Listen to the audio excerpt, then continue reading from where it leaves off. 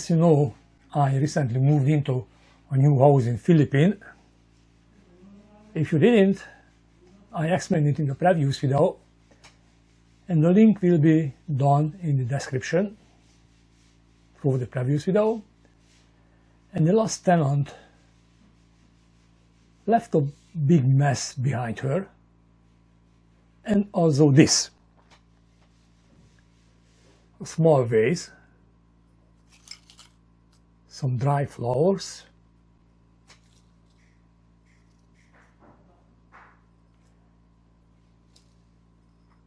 some coins, and then some diamonds like crystals or glass, nicely shaped, very shiny.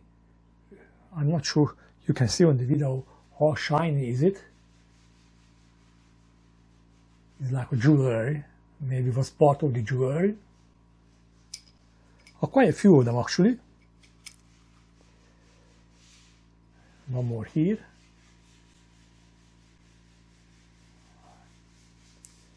And all of them is in rice.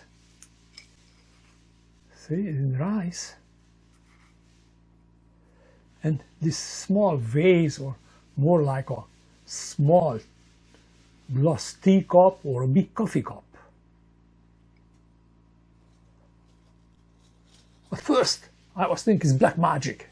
Since we visited Sikihor and my wife took a witch training, plus I had a nice talk with some practicing black magician, things made me think. I don't believe in black magic, but come on, you find something like this in your kitchen, your brain go nuts, especially after our visit in Sikihor. My wife took a witch training and I spoke with a practicing black magician, and he told me black magic works only if you believe in, and I do not believe in black magic.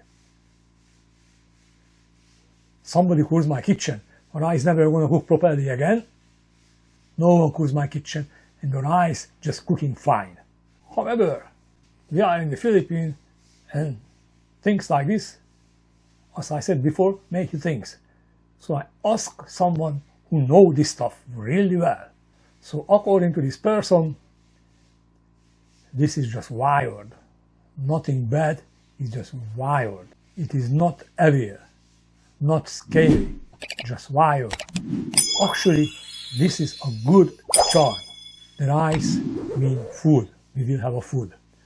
A coin means we will have a money. The shiny glass, part of the jewelry, which looks like a crystal or diamond, is good luck.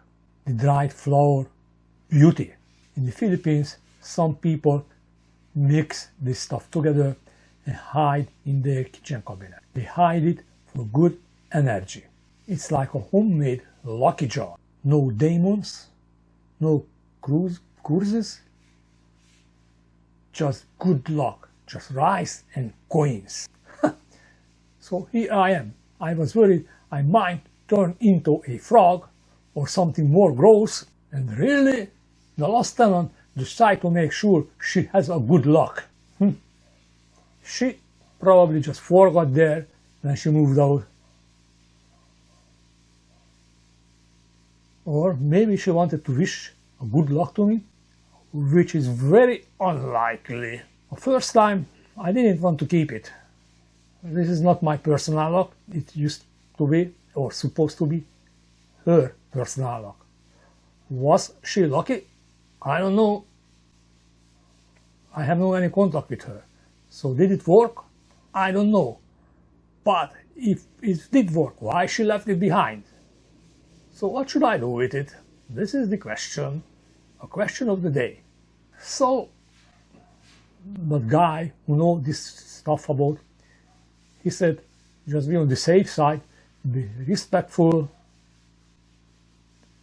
dump the rice, dump the flour, wash the cup. It's not your lucky jar. or you can keep it. So I decided to keep it. Not gonna hurt anyone, it's kind of pretty. But no prayer, no priest, no any hocus pocus, no any magic. I just keep it.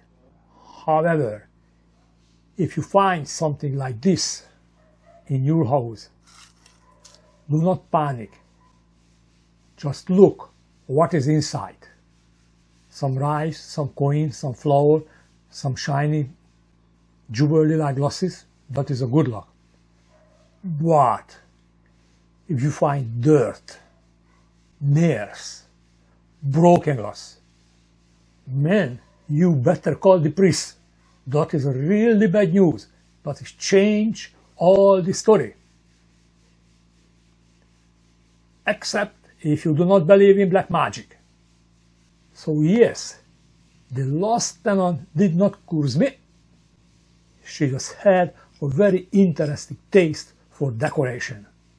But I keep it. Now, if you excuse me, I'm gonna have to go and cook some real rice to prove myself the rice is still cooking well. And thank you for watching this video, and I hope you learned something. Thanks again, and see you next time. We are the Global Canadian Couple. If you enjoyed this video, like, subscribe, and share. Want to join our next journey? Hit the bell so you never miss an update.